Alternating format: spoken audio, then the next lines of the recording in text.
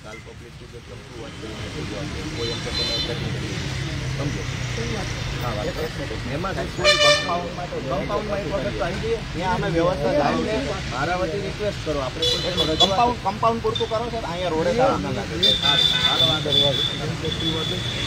ભાઈ આપણે બધા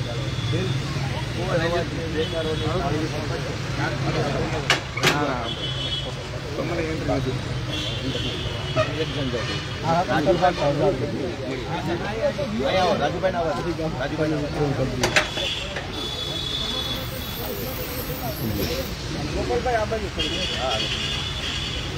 શાંતિ અમને બધાને વિડીયો આપજો ભાઈ.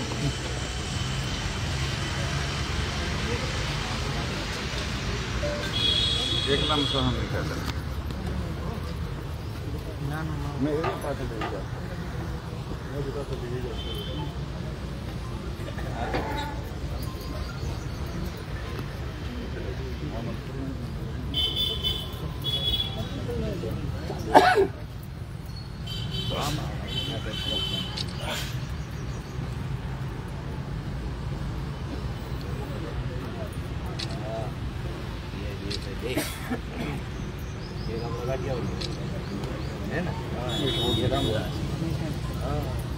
અમદાવાદ બાજુ છે.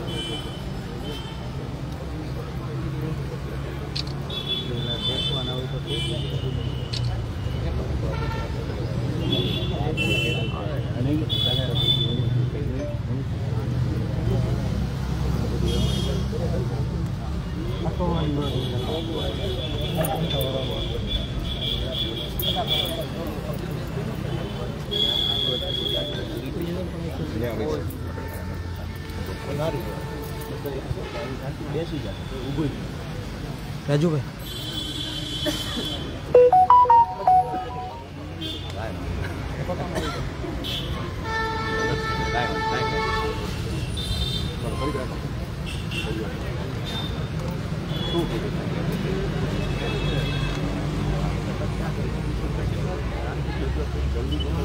એટલો ટાઈમ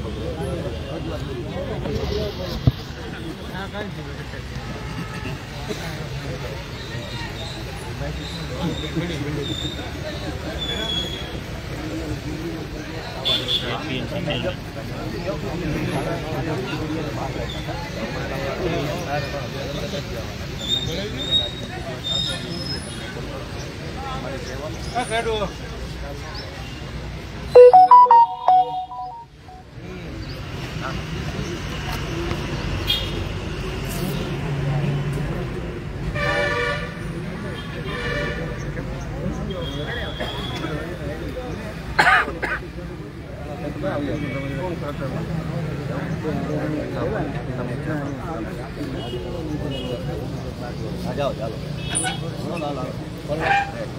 ભાઈ શાંતિ કરો શાંતિ શાંતિ શાંતિ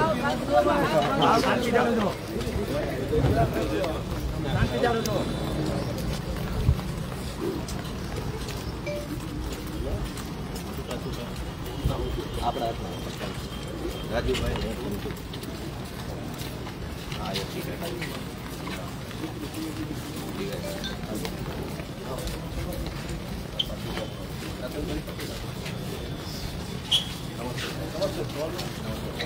ભાઈ બધા મિત્રો બેસી જાઓ એટલે શાંતિ ચર્ચા બેસી જાઓ જલ્દી શાંતિ રહી જાઓ બેસી જાઓ શાંતિ જલ્દી બેસી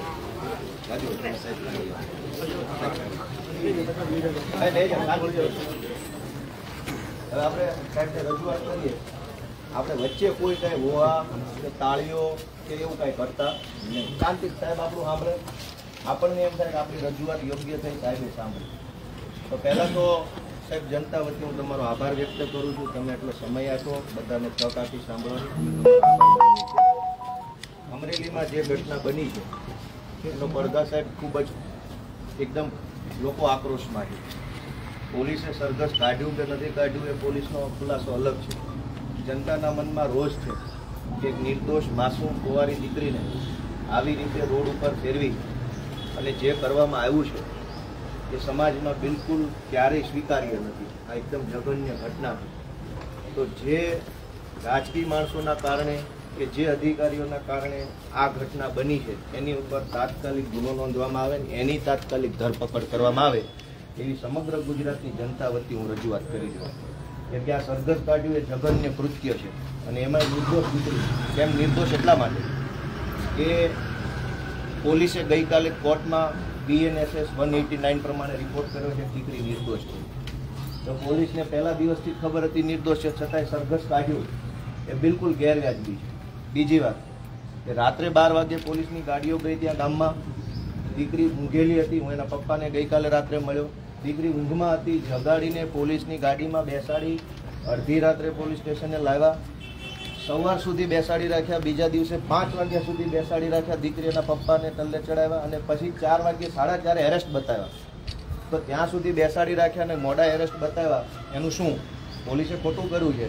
પૂછપરછ દીકરીની કરવી હોત તો સૂર્યોદય પછી કરી શકાય હોત.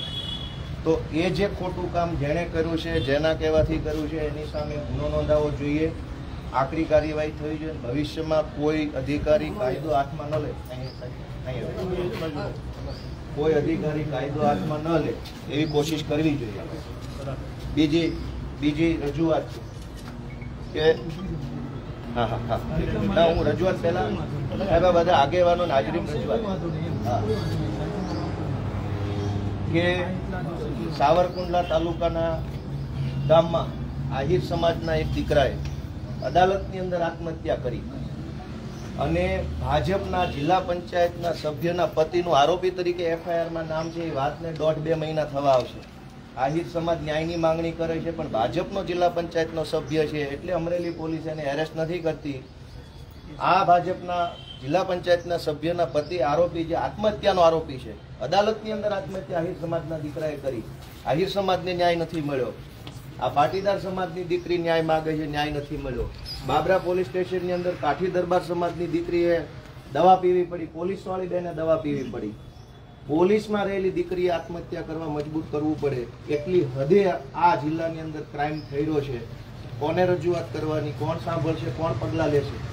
તો અમે આજ ગુજરાતના તમામ સમાજ વતી, કોળી ઠાકોર સમાજ પણ અહીંયા સાથે છે, આહિર સમાજ છે, કાઠી દરબાર સમાજ છે, પાટીદારો છે, બધા વતી રજૂઆત કરીએ છીએ કે જે અધિકારીઓ ગુનો કરે છે એની ઉપર આકરા પગલાં લો, FIR નોંધો અને એની ઉપર કાર્યવાહી કરવામાં આવે. અમારા આગેવાન રાજુભાઈ કરપડા સાથે છે, એ પણ રજૂઆત લઈને આવ્યા છે. સાહેબ હું વિનંતી કરું કે રાજુભાઈ કરપડા રિક્વેસ્ટ કરશે. ના રાજુભાઈ 2 મિનિટ વાત તો સાંભળી લો સાહેબ. ત્યાં તમે કેમેરા વાળા ના પાડશો.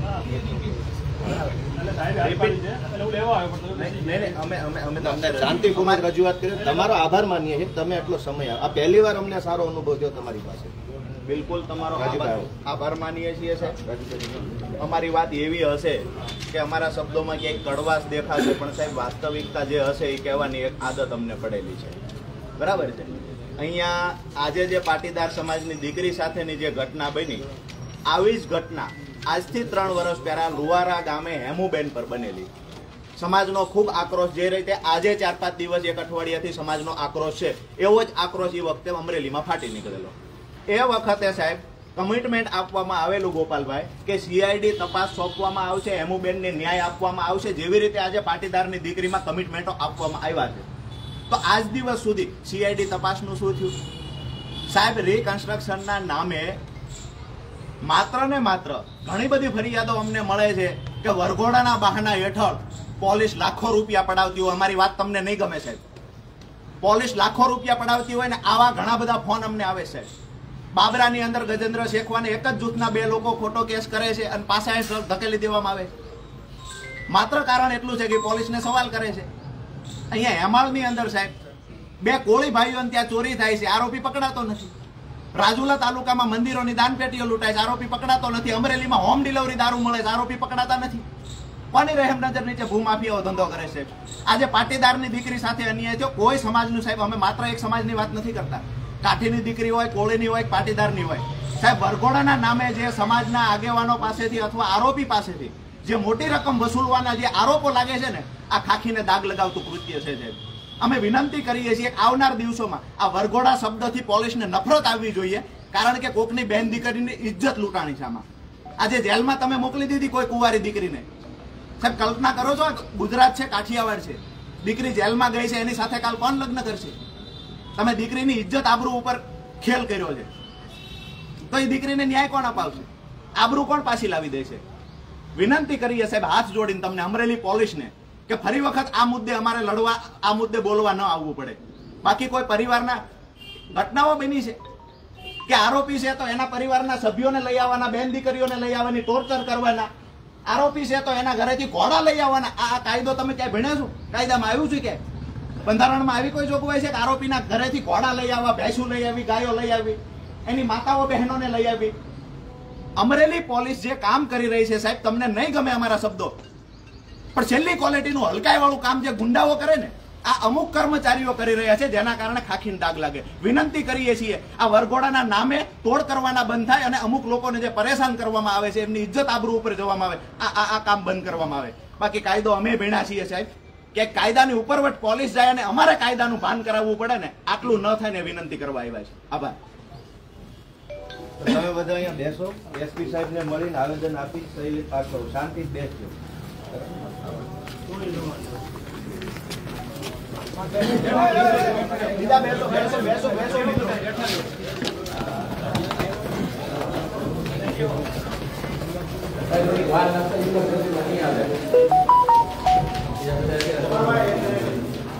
ચાલુ પણ નથી, પણ ના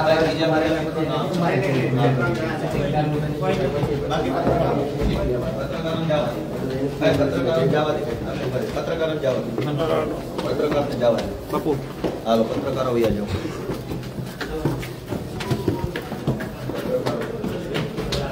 આવી ગયો બધા પત્રકાર? હા, આવી ગયા.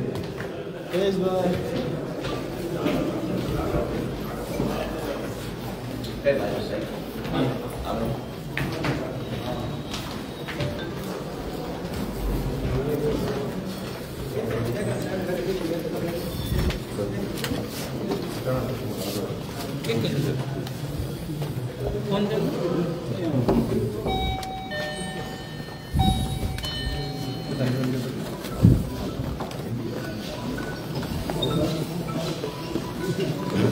ધીમે ધીમે ધીમે ધીમે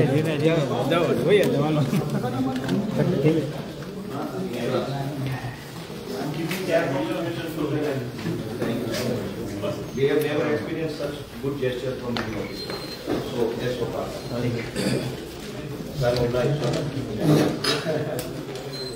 અંદર જતા રહો. This is what people expect, but we never experience. So you are the one who gone in the first person. બધા એકચ્યુઅલી ઇશ્યુ તો મને ખબર જ છે, ખાલી આપણે ઓફિસિયલી આપવાનું છે. સાહેબ, ઇશ્યુમાં એવું છે, 2 વાત છે. હું કાલે કોર્ટના હિયરિંગમાં હતો, આજે હું કોર્ટ પ્રોસિડિંગમાં સતત હાજર હતો. પોલીસે on the pretext of reconstruction જે સરઘસ કાઢ્યું છે, પછી એક્સપ્લેનેશન પોલીસે આપ્યું. It was not reconstruction. જેમાં હું કાયદો જાણું છું, હું ઇન્વેસ્ટિગેશન પ્રોસેસ જાણું છું. It was not reconstruction, it was demonstration against the poor for the mighty people. એ વસ્તુનો સમાજમાં સાહેબ ખૂબ આક્રોશ છે. હું તમામ સમાજ વતી રજૂઆત લઈને આવ્યો છું કે આ દોસ્ત આપણે પછી કરી ટોલરેબલ નથી. આ ટોલરેબલ નથી. હા